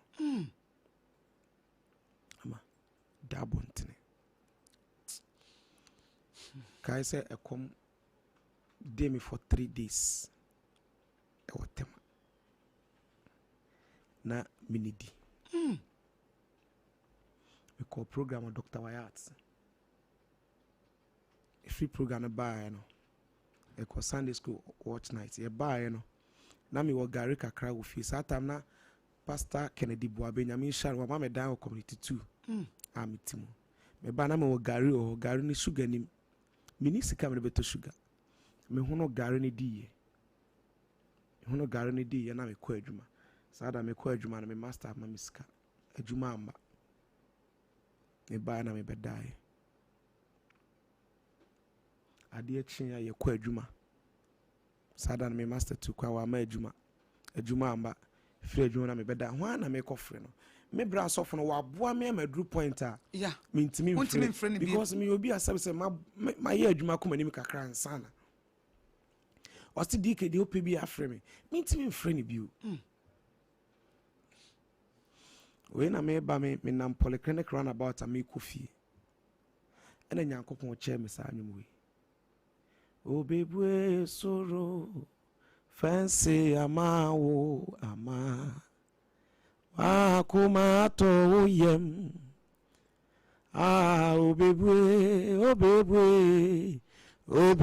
obebwe ama wakuma to yem na nyame che me sanyo but me fasa yaw ni mu me fasa obri ni mu ewie na ye nkunimdie yeah nti se wa free ho aba won say debida but you ready so be shase ketwa shase kete hwe ba bia me free you got to ton me ko fa ni antade o kanta me ba 2 cedi 5 cedis 3 cedis sa abetna ko me tunton home news nema me se me su adwuma because na me hunu say no business no asay me shebiri bi foforo ase kakra mem pe ho say obeso onya ho ntem nti no my body I mean konko ye deal na mbo mu mame debi yeah ade adwene ya fa ho no yeah ena wonim obi ko prisoner na opia na se nipa no so be deal obeko first bi obeso sidi yeah I didn't hear yes experience ya de ye bone wako nya wo no e wa nim sene de na time ano owa abontene ena afi nso no e ho no koda ne so many years no oni oba bia ankoda wo yeah ani oba bad luck bia sa anima no ye believe sa ye wo ho no ye gidi no se mabeda so many years many oba bia na efi bia ni me ho nti adwene ne say deal no kwen obeso sidi enampa so bekwa koso sidi because adwene ne say obeso sidi and at that moment of free prison no ohia wo na wo chi no oye wadwene say kunkro bekun because adwene na asa ina na so pesika obi to me every prison within 1 week most after no back to prison honum esam koche no ka de beba no yenche no but oba ye wo mo kwa ye chi omo bi wa de chi ane ya chi no obi won so kwa within 1 week ka de beba ho prison ho no ana mo so besramo yes sika baba be se wo ho no within a short time was say ni pa no wasia baby asia baby enti memfa kwan bɔne so yɛ ne kakra fa wo nsa yɛ biribi awurade bɛhyira so ne kura nsa no mama tiefo abamu no the last time na wo ka sɛ obi wɔ hansa ne ho kyere no bebree onya aduane nni ahokyere bebree na sɛ abusuafo obi ama mesra no ne ade a etimi ma obi a opese wo ma ne sika otimi anaso oboa no ma na aduane etimi ma na aduane wafa no ne to no correct Akosua prisoner pa eno obi wo ho so a ye honam akona ade omo ye wa abonten dada eno ode aba eno aba ho no mo obi wo so nipa ni ni a onni bi nti no wa influence no wa fa ne to de ye fa no to no me hu se ne ho from so because aduane e de man prison ho no enso no abusuafo reject no. And that is the only way I'll survive. Inti ahana sankebia and sorry ni na de ato mo so say. Na wotwe bia abosumi bia yen prisoners no yen support o mo say yen komo o mo say yen ye we mfa mo prisoners na anka beboa. Look at nipa baako me. Fa na say bia sa da na ombeka nyame asere menkoa fa ne se menkoa na me sakra o prison wono mo a hwedoma me so nyame be fa me so na me so matweama Kristo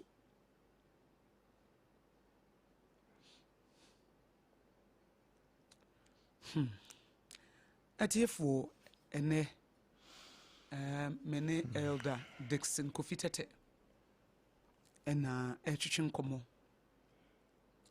district evangelism leader Church of Pentecost Watema district na brabo okoda prison de ne koye e ho se de ho life city opie ba ye be sha brabo asekura from the scratch na edin da bonten da circle bridge ase tema koda bonten obi anko ye gold dealer aye oye adwuma sika banensem pen eso wo semensa nkomachi bi opie ba e Nigeria ni bi be kire ne fraud wo ka na opie ba ida se wo de ani bre pese wo de won sa du nyina didi bom anase wobɛhyanse nkakra ne story yi yɛ futuo ne adesuama yɛ nyinaa na elder mema watu emabunu na omutie wo nafo obi yɛ young person ne wotie ne wafa mu nyinaa na wobɔ ne tofa na waka akyerɛ no wo nyansɛm a ɛdeɛ yi na wode bɛma babunu bi a wotie wo ɛwɔ Sompa 106.5 FM Sompa Rhapsody so ama me da sepa na me shira ɛwɔ abrabo mu experience no the medical can say wonya opportunity na wo yɛ adwuma sevuska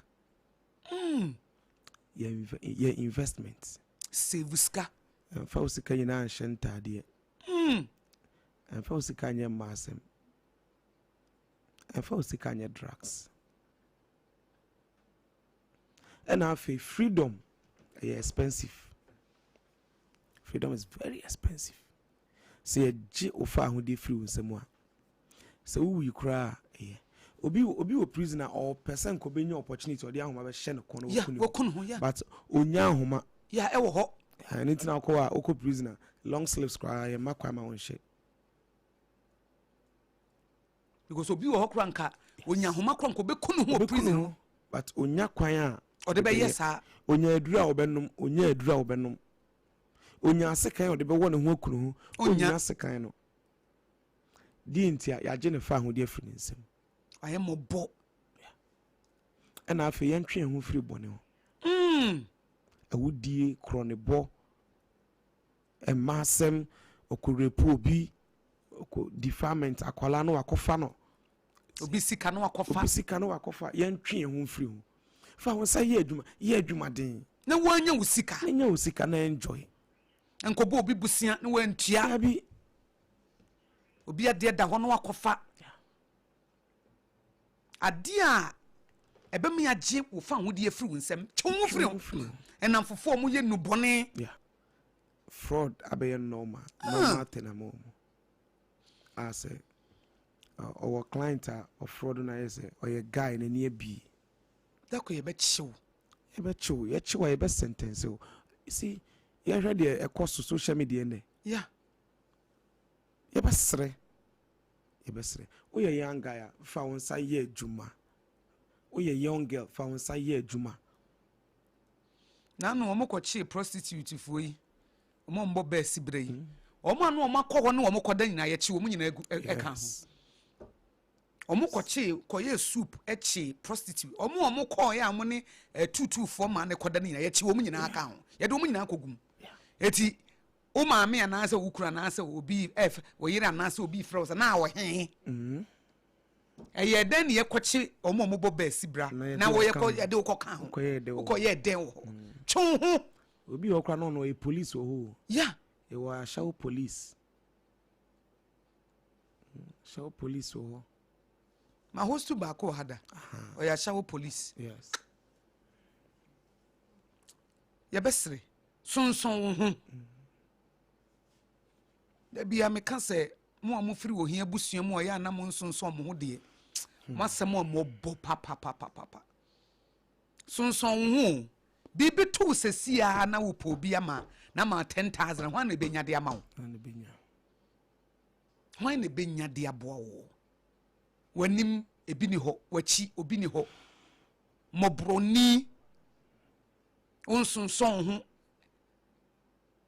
krofo ye nura na wo ho yi mebe ma etiefo kwan na wo mo aba 0260 196064 ena 0260 196065 0260 196064 ena 0260 196065.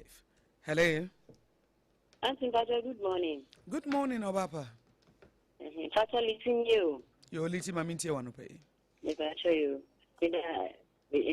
Yeah, na mi chini nyenze ya mufancha mipa. Enyeshe. Eda nyamia said my eda bravo. Ena eda na sipa na kukujua wanya wabe kan ya sem pepe ne womuno.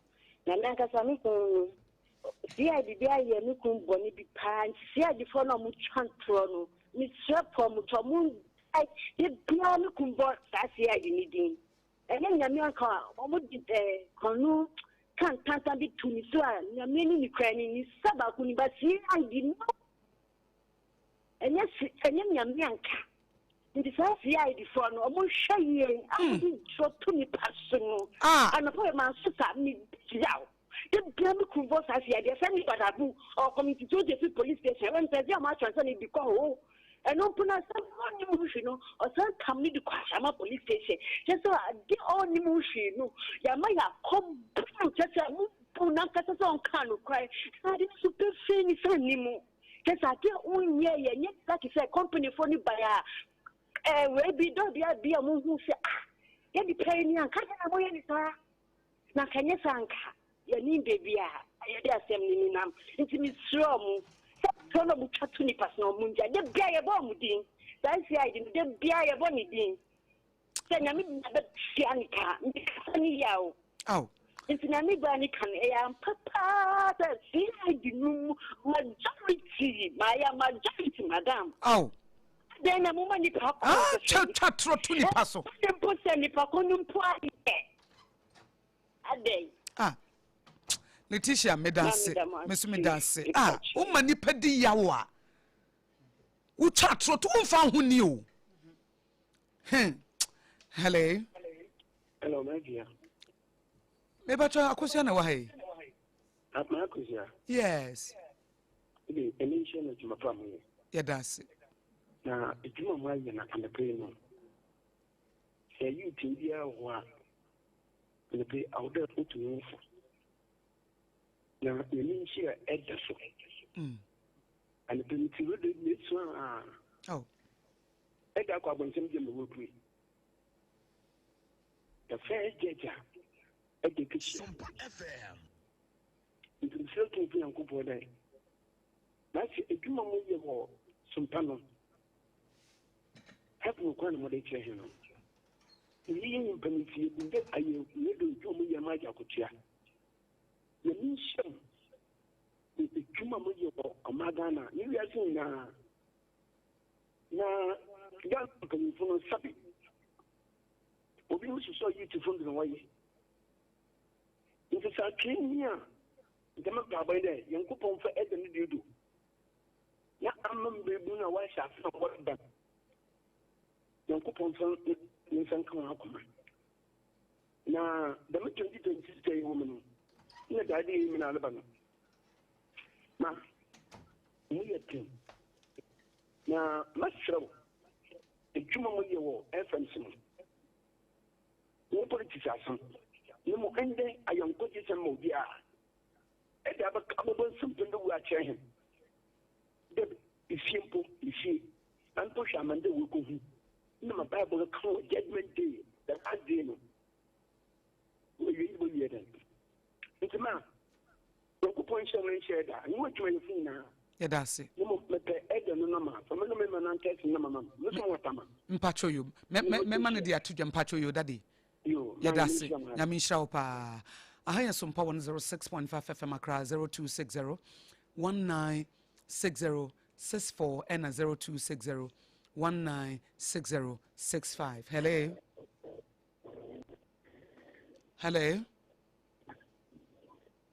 hello me ba cho me nua be ma be ne machia na no pe mama nyame shira pi ni juma pa wo bo ema ewiate yeah that's Douglas the secretary chairman you doggy mami nti mama we dem sell me no ma we aya wo mo na jo to na what frame it is a maybe the for to no Nigeria say no two for na nyankopon adawruma wo to me hono mum premier sa ebun semo no frame na me so me bra u studio ho one day e me share ma Ghana po na onyankopon emfa nensa ento Ghana fo yeso any youth no na yenya adwen sakra ne ensesa e bi say yen ya ko prison aba no ya me person odi ye adwuma ebe ye gi eyi ase Eti mi sro. Mate. Na me so me browse studio one day. Mate, ma fa wo number no. Experience ami ko hu wo. Nigeria prison. Mate, ya da se. Kenya kupon. You. Mate, ya fa wo number no. Ah, ya be fro. Me producer Jeremiah Simpson be fro pa. Me da se pa. Won so bi a wo prison experience no te say the elder Dixon Tetenya me fa no so. E de bo mabunu no. Won so pese wo share wo de. Ade bi ato de ye pɛ ya adesu e be bo mabunu no. Ene mabunu no bebre wo mun ninim de o. Wo mun ni panyi bi a wo kan asem bi de a kyerɛ wo mo. Enti mesrɛ mo mpanifuo no mo meka masem mabra bo mo mistakes ne ma toto mo anka wo ko wachi anka wo nya biem no Sompa Rhapsody ye wo dia 0260196064 and 0260196065. Hello. Hello, sir. Good morning. Good morning.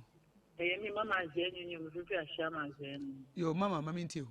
And a penamisha, new program now with the buy. Yanti a many and the program when we say, Mebon out on the Friday frame. If the young Casapa 18, if you want market, unam come, that's also will be to me too. I won't you both will be an offer that praising. She said, and Edda, my foot and Edda, your mechanic, I won't have a coupon on shroud. Now, Mama, be the Akosua meter rapper.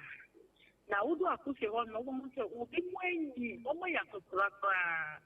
Now, to school or more, we will do Akosua one meter. That is, the 1 year be dancing my end to me, you. Or so almost the year for life. I don't know if you would be front of her. And I make up a pattern, I'm nipping patry or cocoa my man. I'm pushing. One issue, but our pattern, and no, a man for life, or the horse is here, I mean, work outside. And see, pennyphone is from almost difficult, almost difficult, or do I know almost say you? That's why I think I clap my judgment to say it's on shra on so pa yedas mate me do bet o de betudwa and sorry churches mo pese mo de elder ba no be kan story na buo mabunu no because babunu bi wa wote wo na dwene mu ha odwensa abrabo no ye tra sa obetimi atama ne hunu bi mu e bia na wantimi ama back said the elder ba ki 0260196064 and 0260196065. Hello. Yes. Yes. Macho Martin. Mejo su papa. Ya boko ni. Ya mi ado. Macho Kofi manemi. Yo Kofi mami. Ya misha da mai pa. Injume na meto amanu. Minya sancho bi. Mini sikansi obi. Eya dumna ya mesao. Dumna ya mesa. Minha fo, na ye mesa. That is the Sanchobi, Unificancy. Oh, a young party and the Bible not also. I don't know osa. Unya fo, osa. Pagodia, Rao, oh, Yamisha Elda, a deep coffee. Àwọn Brazil èdè ni wọnú èdè Kofi bibia amu ya mu de àwọn Brazil ta de condition wi omu nkonibie nyame hira no awu na àwọn Brazil amen oni nyame yedo me dance pa nyame enhira won so 0260196064 and 0260196065 here Sompa 106.5 FM Accra. Hello. Akosua. Oh, Papa. Oh, good morning. Good morning. Oh. Mama, cry my baby. Oh. Mommy, Nami, you Juma, Lomnava, managing your friend of Roya. Now, a mamma, you done is so Muna, Musuma, so now which you are not the corner to. That's how we a call. A call, nothing. Who not say I and 4 years. None and Tran. Namami and I say, at the corner commission, not a progressing. ama ya bɛtena ato na nyame nsa deɛ sɛ mesɔne to a mesɔfo na mekeka adeɛ aba ni da a wanka de amane a yɛde nipa kɔto na mesɔfoɔ mesiri ho maa no one day pɛ ɛna sɛ me nso nyinaa twaeɛ maa me ɛnyɛ sanka me nso mesiri sisi a wabra me nyɛ ahwii abra me nyɛ ahwii na ɛkɔbla sɛ na aka wɔ ntina mu ne akyehye me maa me ɛyɛ asɛmmerɛ wɔ adeɛ a wonim mu hwee na sɛ na yɛde too so no maa me sɛ yɛyɛ papa mama sa wo ka sɛ mo yɛyɛ na maka n'akyi nyame nhyira wo nso nyame nhyira wo 0260196064 na 0260196065 aha yɛ Sompa 106.5 FM Accra. Hello. Eba me papa ben na machia na no pay was Sompa Rhapsody so. Obapa Akosua Aboagye. Voice no still in kai o she. Mabe. Yes. Mabuto nkina manye anya toto bashiniana. She was over canably. Aboto ho. Bale no a to pachino ne ka say. And then the voice na sesa.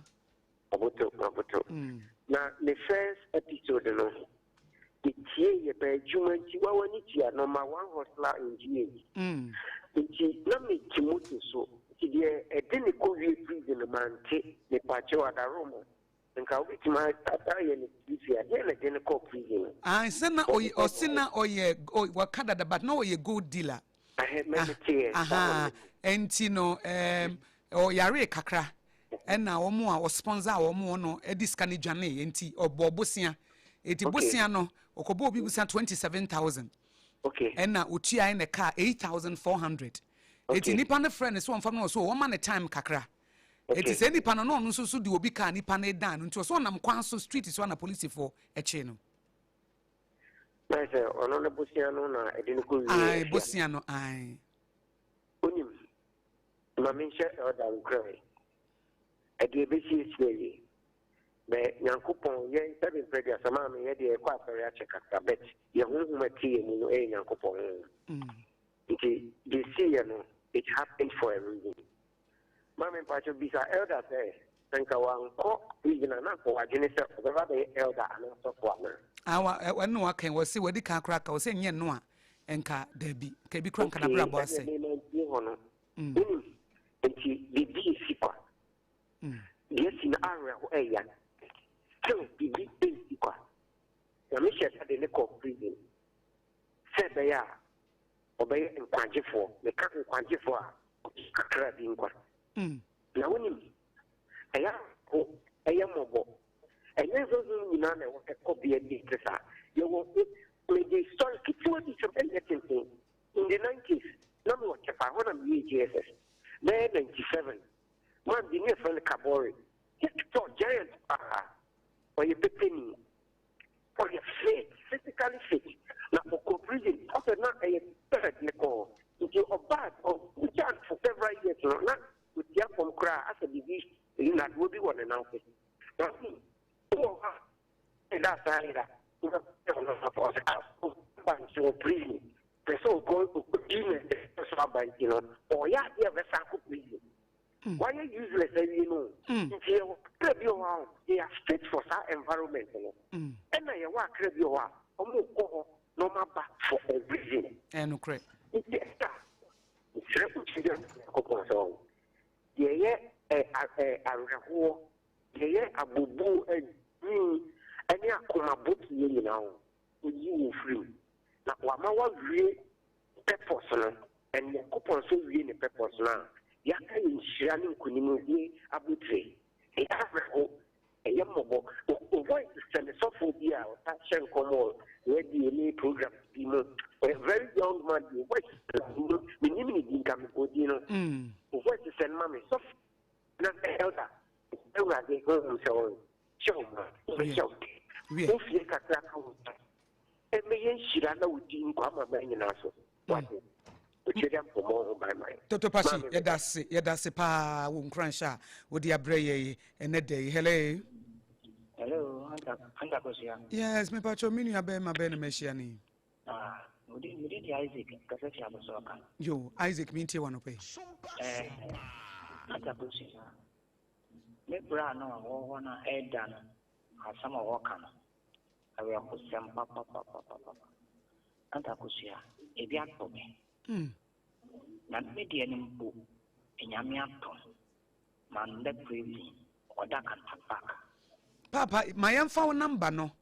Na yemfro na dachi ebrebe mu a ekwan a wo fa so akanta ba ko koda ho no ene de etu wo ne de afri mu aba no na wabeka na wo de wade sua na aboa mabu na maye why eti e phone number no ye be frɛ me da se pa me fa nipa be ye 9 bi fi se ene ma mamo time ne ntem 0260196064 and 0260196065 hello 0260196064 and hello 0260196064 and 026019 me pacho ujina so on kasa memfa we hello good morning pacha poma nyame adomini abema ben mehia no Sompa Rhapsody so yi pacha your friend Nicholas Patrick I'm from Akosua yo Nico maminti you anape mesusa oh esa se dipa ugodo tv do ba na dipa chao oh me so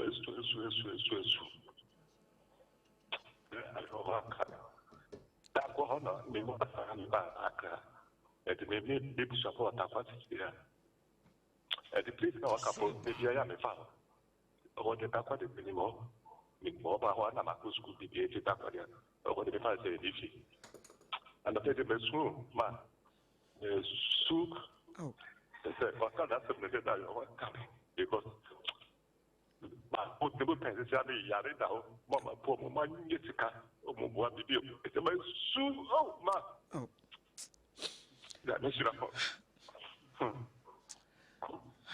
yeah that's nyame shows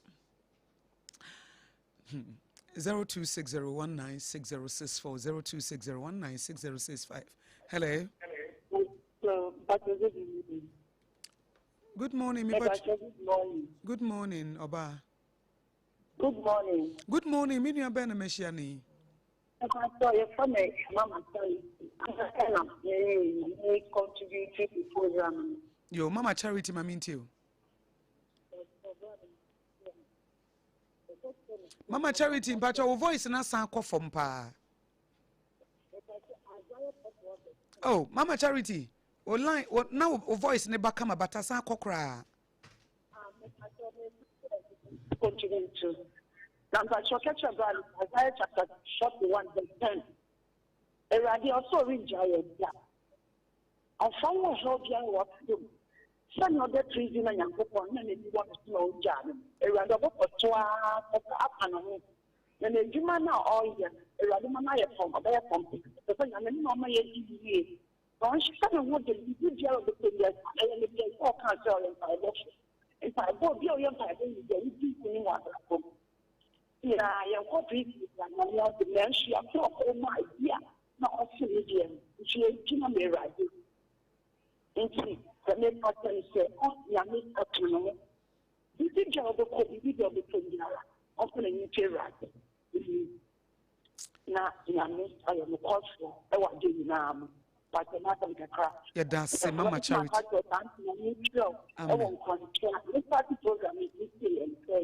But I'm not here that time my because I put on all the money. And so the year and I wish to my path wafa. Amen. Amen. Memfa nipa miensa na me se mefa memfa miensa na afi. Hello. Hello. Yes, me pacho me nua ben mehia ni. Pacho oba na si. Yo, oba pa maminti o. Me pacho Let's go to the next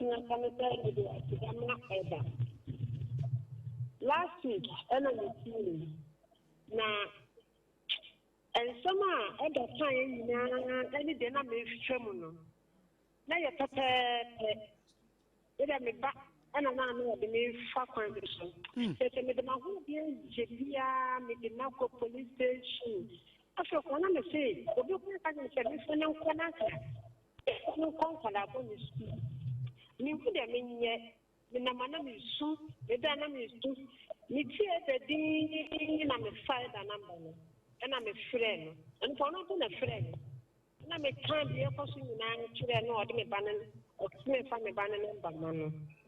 Now I'm the man, and I'm friend day. Now, after that, I'm a friend. The banner to me chances here many times. Oh, Evan, Yamin Shrano. Oh, Yamin Tony, Yamin Milk can see the pie chase. And Mano. Your man and you come out to him and I'm still with you. Over the man and dance so still with me. Amen. I'm explaining my minimum when I said, when we see some of that kind of no more fun for one territory. It will be about Cobian.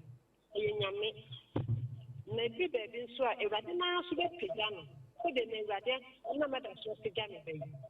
With that, I say, not to finish around the park. And I'm going to my pants away and I'm Yada sipi nyamishrao me family no na hello Good morning, Mama. Good morning. Anyashe maminti o. South Africa na ada wa mama ya msusu na pewa denisa because msumako musa na nya inze median de na yentwapo so akaka man opportunity me ba be to coin apropobi that the part that the next is because that ya on samu na me ba se sia no de we a obehwe be me da se sia mpo a ya yero mabo me hu ma brabo na ma me ba so obi shi pe tota de mi wura you chrono when you fraud abrabo e bi ma na se skedwe bi ni yo kasa de ni ya make you na so that day president anya bipa anti ni sumi na mo number metro na so na ka bi because ni ma ko fe ni ya ma ko when you say bia ni shedu banka sabi de ya ko popa ko potu na da de aka ni ye bi because ni ni move because president nya bipa in short you should not move your moves and be because makum and kun ye wo dia ni obi be di kina sabi wada ni oba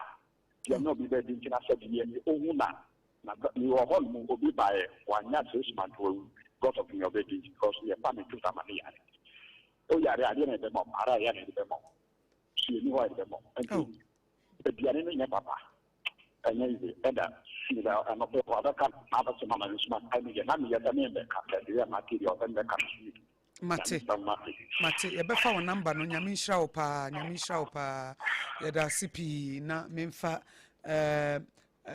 we hello if I'm you na fam. Good morning. Good morning.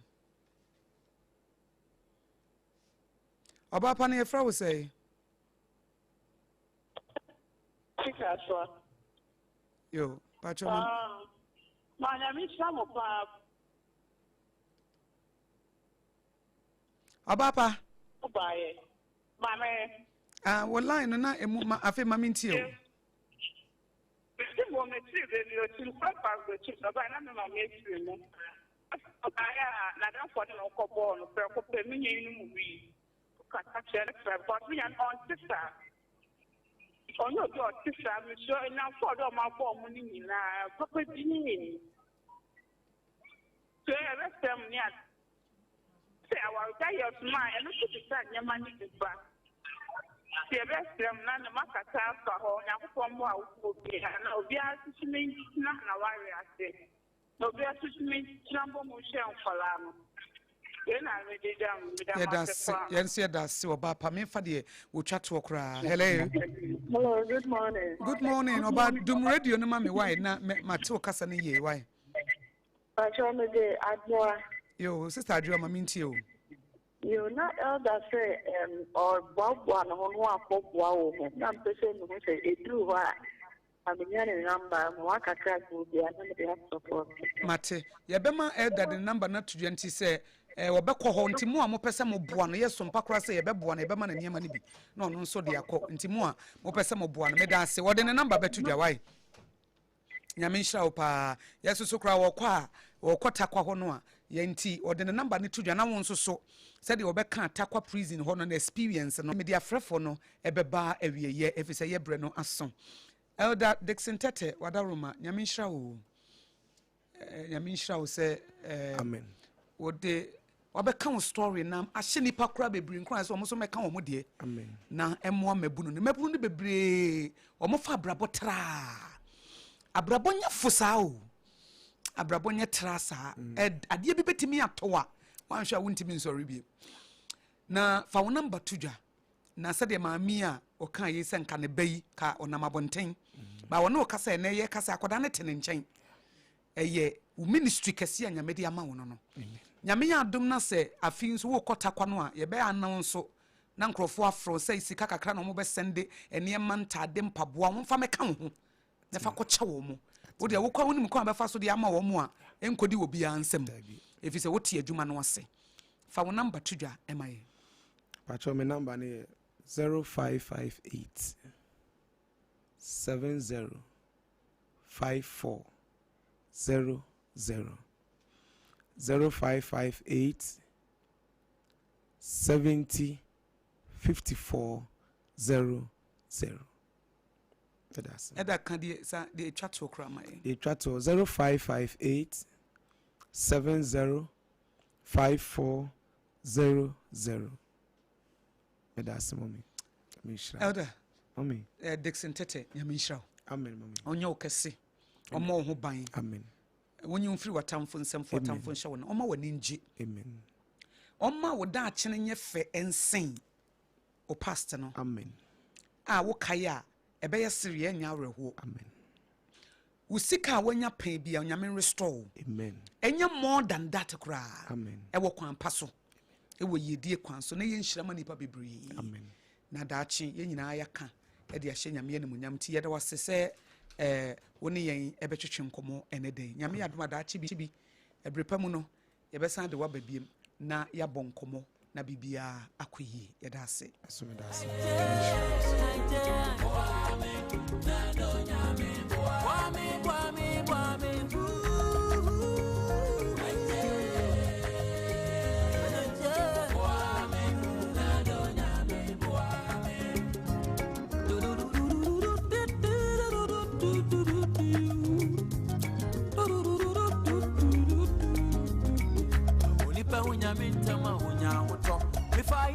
Tama kama mre azani la la sulalai oche ma sase ma metonye 90 min points fio ankrofu fie mu atina tuo minya baby family to be konko bi manja se ade untie mafutu semi aka everybody ya bada yetie fo nyina mutie wo Sompa 106.5 FM akra Sompa Rhapsody dwumedie ene ye ne Elder Dixon Tete ene twetwe nkomofa ne prison experience nyame adoma wo ko takwa prison ho a ye nyina ye be support no eti ne number no odi tu dwa ne wo mu amesa aka na wo so kakra bi apesa wo de boa no se momu na wo be sandi o ntade o mpabo amu anwo toiletries so semena wo ade bi e ma brabo koyie no na wo no so de akono de akwakoboa wo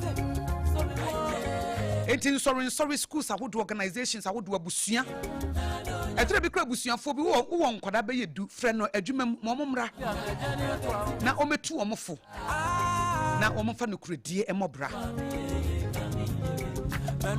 na nsa na mekonomi mfa a special happy birthday Emma Priscilla and Princess memfa a special happy birthday Emma Priscilla and Princess wo mo yentafo wo mo da ye Facebook page e Priscilla and Princess every wo mo ankasa papa Bishop Dr. Asare Morris MC a host no crowd was Sompa Rhapsody so ene abusuafo wo Abundant Life Family Church members ni nyina wo mo so mo we she Priscilla and Princess happy birthday Bishop Dr.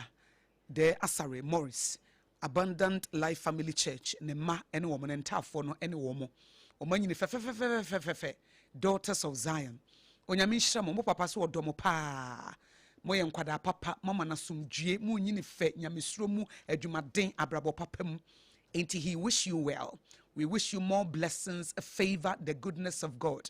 May you fulfill destiny. May you take territories. May you become everything that God has destined for you to become.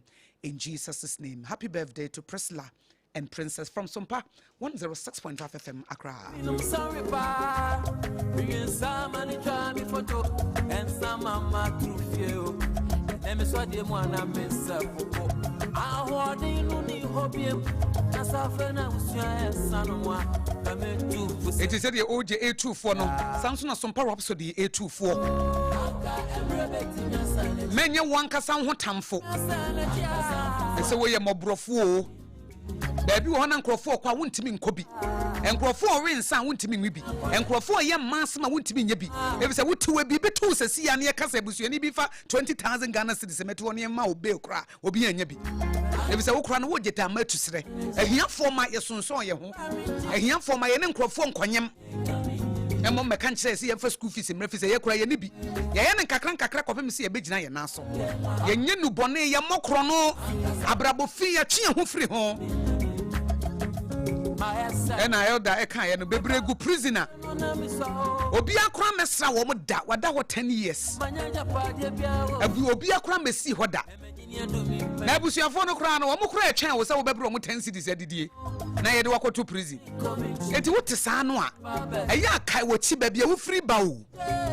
Na found her Brasian until you go baby how free bano, baby free bano. The one show ye.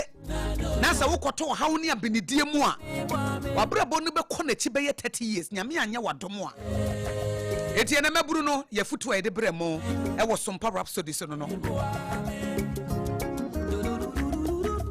ye better just bread and pastries as woman na did just hot kenke abadwaso woman na support to Sompa Rhapsody from day one. It's just hot kenke ubetimi afra wo mo 02560688832 02560688832 Sciatica originator, sciatica pace setters, sciatica commandant, sciatica researcher, a 21st clinic, or more Tanta Hill runabout. If you see a chi efa trust in a mood to 2 brand Nayan show near more. Sompa 106.5 FM Accra so near Dinkita home. Ope se ubana ubekam story, e was Sompa Rhapsody swa. Mama the answer obe 053-188-6216. We a Sompa Accra, your client service line. Open your rate card.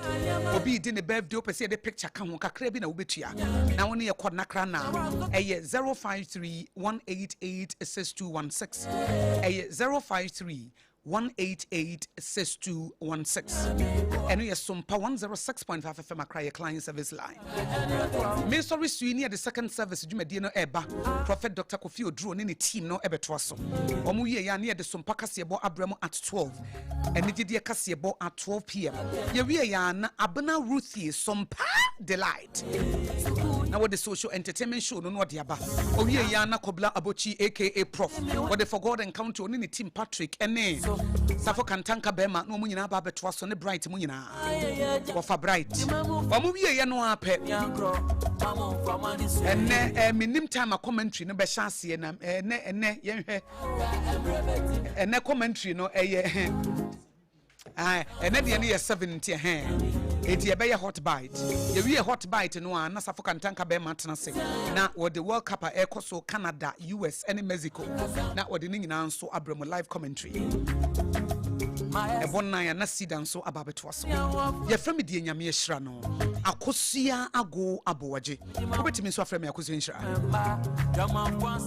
bedama tiefo nyina se mo amagye Sompa 106.5 FM matumu na mo kansem den nsem pakira o manfo se station bi aba mo mfa meto na mo ntie na mabra bobetumpon no ye de mo se nyame yado mo kira Reverend Professor Joseph Safodu na betena se one elder bi nso ono so Church of Pentecost wa worry for over 38 years obaba be ka de nam soma aware ni ginaye eti Sompa no pane de enkrofo keka nsem hunu no ne ye ma wabrabo pa eti wo kina de eno nso so Reverend Professor Joseph Safodu betena se na yama mo adesua emudo e kina de ye bowura ware mu nyame ya adoma ye wodam ye host obi wa ha e surprise Me pese ye show World Cup ni wie. If it's a story na connected to the senior national team, the Blasters World Cup, emre bi Asamoah Gyan sell penalty no. Ade bi esi ye papa bi be ka na story wa ha.